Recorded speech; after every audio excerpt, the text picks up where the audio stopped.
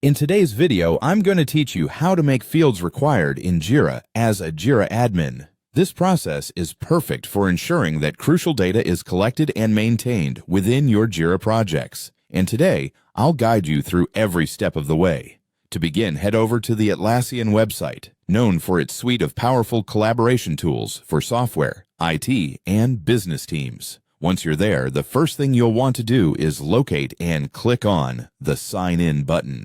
This will prompt you to enter your credentials, allowing you access to your Jira environment. Ensuring you're signed in is a crucial step because all the subsequent steps require administrative access to make changes to your project settings. With access granted, navigate to your Jira home. Here, you'll find a comprehensive overview of your projects and any active tasks you're currently managing. From this main hub, the next thing you want to do is identify the specific project you intend to modify. Click on your chosen project to dive deeper into its settings and the tasks contained within. After entering your project, your focus should shift to selecting a specific task. This is important because the next few steps involve configuring requirements at the task level. Once you've chosen a task, look for an icon that resembles three vertical dots,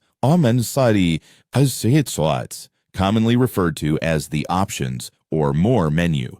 Clicking on this will reveal additional options that aren't immediately visible. This is where you'll find the Manage Workflow option. Selecting this will take you to a more detailed view, allowing you to manage how tasks or issues transition between different states within the project. Workflows are central to Jira's architecture, defining how various fields interact as tasks are moved from one stage to another. Within the Workflow Management screen, you're going to add a new rule. You'll find a button here labeled Add Rule. Click on this to introduce a new element to your workflow. Adding rules is a vital part of tailoring Jira to fit the specific needs of your organization or team. After adding this rule, the next essential step is to incorporate a validator.